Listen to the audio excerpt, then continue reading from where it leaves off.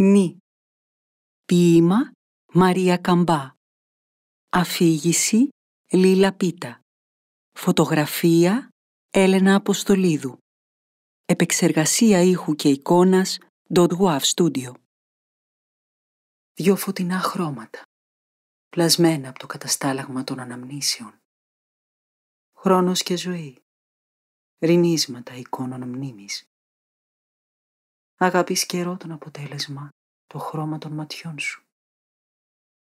Ιδανικά ως εδώ και αύριο άλλα θα είναι. Είναι η ζωή που πλάθει κάθε μέρα το χρώμα των ματιών σου. Οσμές, αρώματα, μνήμες κι αυτά σου φέρανε κόσμους, ουρανούς και αλμύρες. Προλογίζουν στη γεύση σου και σε όλες τις αισθήσεις. Τι ήταν αυτό που αργά κάποτε ή σαν να στραπεί άλλοτε μπήκε μέσα σου, σε μυαλό και σώμα.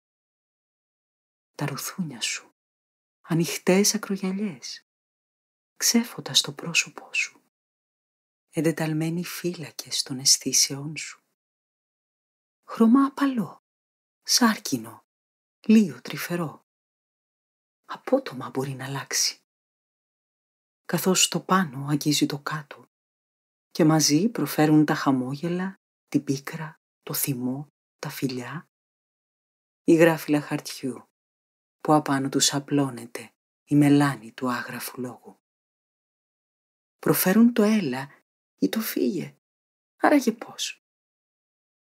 Τα χείλη σου σιρήνες προσκαλούν στα δεσμά των λευκών σου δοντιών, όπου σάρκα συνέθλιψες και γεύσεις πήρες, στον κρεμό του λαιμού σου, κλειστρώντας τον βέβαιο θάνατο.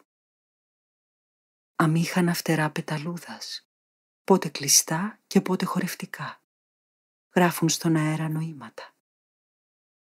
Πότε αυτοεξόριστα, μακριά από το σώμα, πότε σφιχτά τυλιγμένα πάνω σου, στα πλευρά και στη λεκάνη, ακουμπισμένα πάνω σου. Τα χέρια σου αλλάζουν θέση στον χάρτη του κορμιού σου. Πώς να τα κατοικήσει κανείς, πότε, ποια στιγμή να τα βρει στην ακινησία τους για να τα κατοικήσει.